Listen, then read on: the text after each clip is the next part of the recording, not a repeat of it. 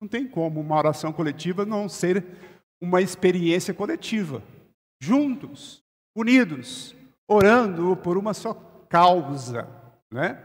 Orando por aquilo que é importantíssimo, que sejam fortalecidos com poder mediante o seu Espírito, no íntimo de cada um, e assim pela fé, que Cristo habite no coração de vocês, estando vocês enraizados e alicerçados em amor. Isto para que, com todos os santos, vocês possam compreender qual é a largura, o comprimento, a altura e a profundidade, e conhecer o amor de Cristo, que excede todo entendimento, para que vocês fiquem cheios de toda a plenitude de Deus. Vamos orar. Pai querido, todo-poderoso, Criador de todas as coisas, obrigado, Senhor, pela sua grandeza, pelo seu poder. Obrigado, Senhor, porque o Senhor é bom. A sua misericórdia dura para sempre. Obrigado, Senhor, porque o Senhor está acima de todo nome. O Senhor é aquele que nos direciona, que tem todo o poder, toda a sabedoria, ó Pai. Obrigado, Senhor. Precisamos reconhecer quem é o Senhor em nossa vida. Precisamos enxergar o invisível, Pai. Ajuda-nos. Ajuda-nos a viver corretamente diante da Tua presença. Nós não fugimos da Sua presença. Não dá para fugir. O Senhor sabe de todas as coisas e vê todas as coisas. Criou todas as coisas e nos criou para a glória do Seu nome. Ajuda-nos a compreender estas coisas em nome do nosso Senhor e Salvador Jesus. Amém.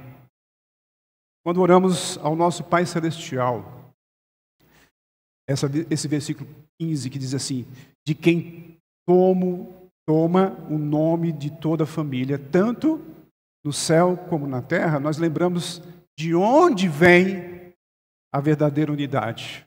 Vem de Deus. Não tem como você não enxergar isso. A unidade, toda a unidade vem de Deus. Então, Deus ensinou a orar assim: Pai meu, né? Ele ensinou, Pai nosso. É uma coletividade. O Pai é nosso, não é só meu. Interessante. A gente sabe que a salvação é individual. Deus ele vai tocando no coração de cada um de nós. E a gente vai compondo, a gente vai unindo num só corpo, né? Mas justamente isso, para que a gente possa adorá-lo coletivamente, orar coletivamente. Você pode orar individualmente, sim, mas a palavra de Deus nos ensina que nós devemos estar juntos, orando por aquilo que é necessário para a nossa vida. Lembramos aqui de onde vem essa verdadeira unidade. Então a oração coletiva é como um instrumento maravilhoso para fomentar, para dar crescimento à unidade. A oração coletiva é que nos une. Você quer saber como nós somos unidos quando estamos em uma oração coletiva? Quando vem uma catástrofe. Simplesmente assim. Quando vem uma pandemia daquela. Estamos todos unidos, juntos, em oração, pedindo ao Senhor misericórdia ao Senhor. Não é verdade? E quando estamos bem, o que acontece? A gente se espalha. Cadê a unidade? Cadê estarmos juntos em oração? Nesta manhã poderemos estar juntos. A maioria das pessoas não estão trabalhando no domingo. A igreja deveria estar superlotada com todos aqueles que vêm para adorar o Senhor. Em oração também. O culto também tem oração, não é verdade? Então assim, eu preciso observar estas coisas, eu preciso deixar que estas coisas entrem em minha vida naturalmente, não obrigatoriamente. Olha, você tem que orar. Olha, você tem que ouvir a palavra. Olha, você tem que ler a palavra. Você tem que meditar. Você tem que evangelizar. Você tem que devolver o dízimo. Você tem que fazer isso e aquilo obrigatoriamente. Não, isso é naturalmente.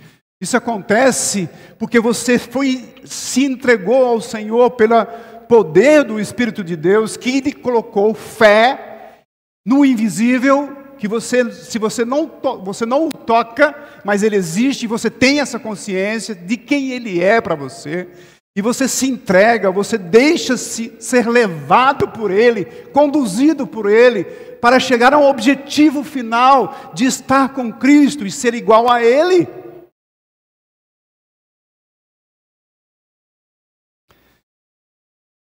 É isso. E foi Deus quem nos deu,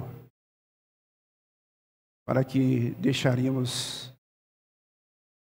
E a pergunta é, por que nós deixaríamos de lado isso? Oração. É tão importante. Pastor, mas eu oro em casa. Você tem que orar em casa. Mas você ora coletivamente? O que torna importante a oração coletiva? O que torna importante a oração coletiva? A natureza pública da oração coletiva serve ao desejo de Deus. Qual é o desejo de Deus? Em tornar sua glória conhecida. Quando nós oramos coletivamente, nós estamos glorificando o nosso Deus, e isso repercute em cada um que está presente juntamente com os outros, orando juntos. E a glória de Deus é manifestada ali também. Tá? É conhecida. A natureza didática, e aí a gente vem com a questão da oração coletiva que ensina, né? Que ensina o nosso povo como deve orar. Oração é espontânea. Eu não preciso escolher palavras rebuscadas, palavras bonitas. Mas, geralmente, quando você reflete, quando você medita nos Salmos, por exemplo, 150 salmos que tem aí no nosso saltério, palavra de Deus, você absorve orações que louvam ao Senhor, que engrandece o Senhor, que coloca o Senhor acima de todas as coisas. Você torna a sua doxologia, a sua oração, glorificando o nome do Senhor. Eu não preciso treinar a oração, eu preciso que ela seja espontânea, à medida que eu mesmo medito nela, na palavra. Quanto mais eu medito na palavra, mais eu consigo expressar a minha gratidão ao Senhor, eu consigo fazer orações de súplicas, eu consigo fazer orações de adoração, eu consigo fazer tudo aquilo que eu necessito quando eu medito na palavra, quando eu ouço a palavra, quando eu anoto a palavra, quando eu estudo a palavra, quando eu me aprofundo na palavra. A palavra que transforma a sua vida. É o próprio Deus, é o Espírito de Deus, a palavra encarnada, aquele que está em você todos os dias, que não vai sair de você mais, ele está ali, a sua salvação está selada pelo Espírito de Deus, você não vai mais perder o Espírito de Deus, você pode até adormecer o Espírito de Deus, você pode até entristecer o Espírito de Deus, mas ele não sai de você, e você tem Cristo como seu Senhor e seu Salvador. Então,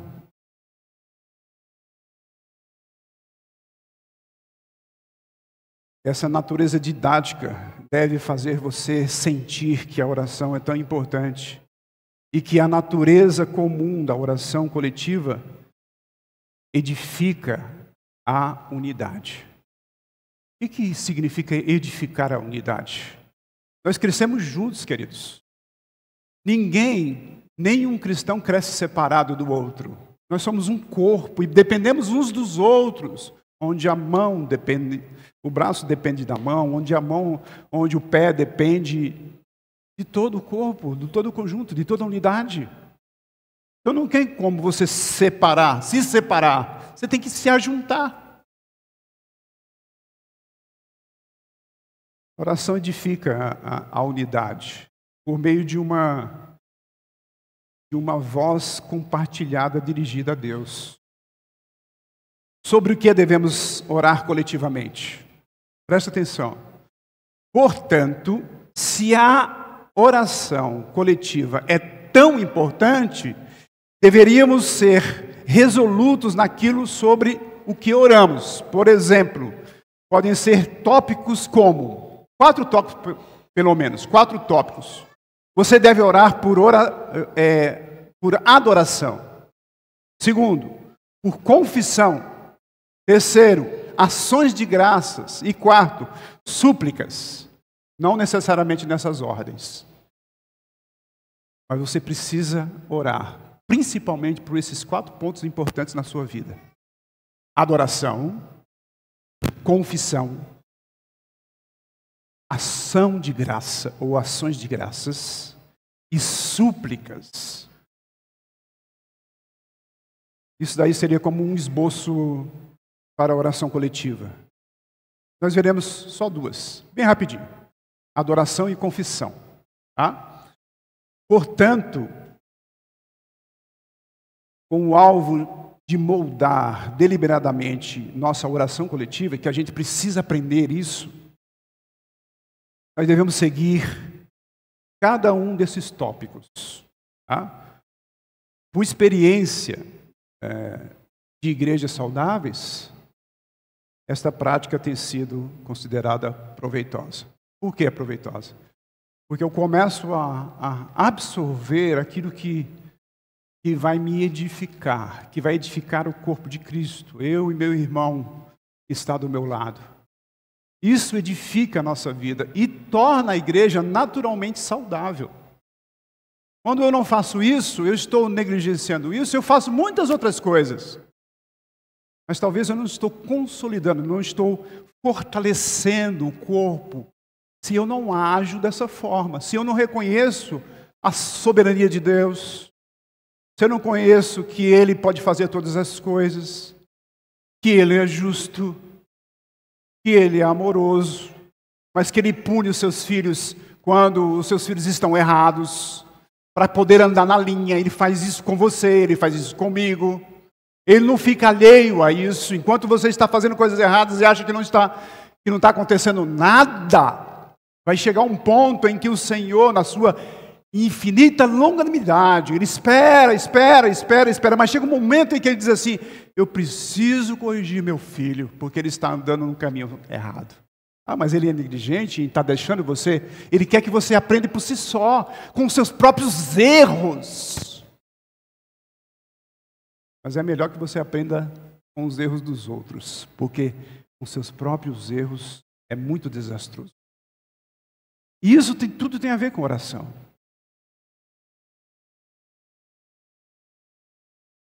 Orações de adoração.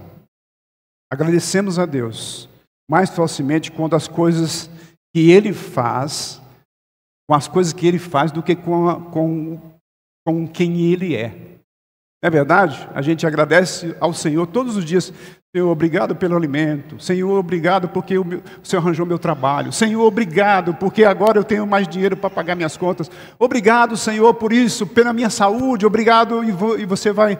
Não é errado isso, absolutamente. Mas nós oramos muito agradecendo. Nós oramos muito pedindo. Mas nós oramos, esquecemos de orar adorando. Ação de graça diz respeito ao lidar de Deus conosco. Então, o louvor é a resposta para a magnificência de Deus. Como é que eu faço isso? Como resultado de um tempo dedicado ao louvor a Deus em oração, sem nos desviar das ações de graça, de agradecer, né? Oferece um benefício real à nossa congregação. Como assim? Considere 2 ou 3 minutos ou 10 minutos de oração coletiva a cada semana, focalizando apenas em louvor.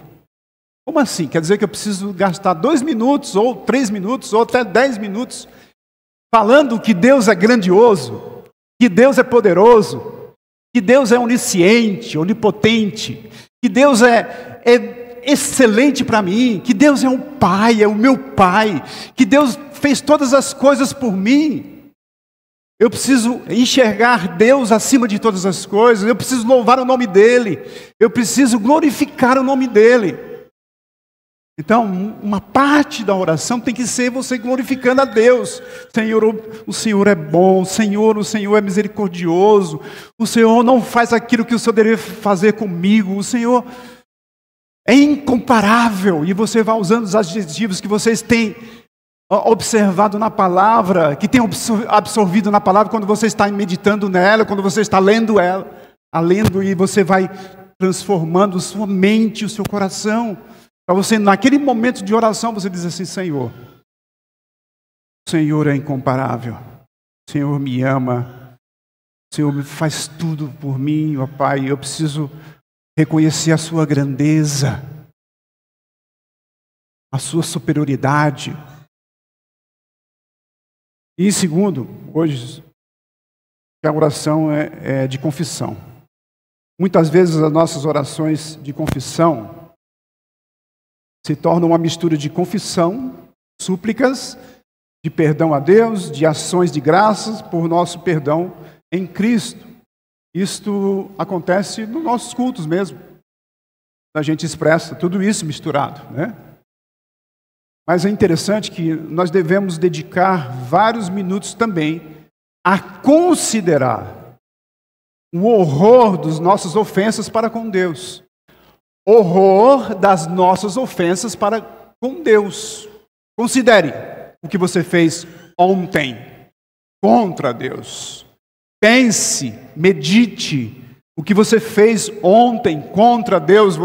Se você meditar, se você pedir a Deus, isso vai ficar claro na sua mente. E é nesse momento que eu preciso confessar ao Senhor. Somente depois que nos mantermos em contrição por vários minutos, as boas novas do Evangelho ressoarão, o regozijo que lhe convém.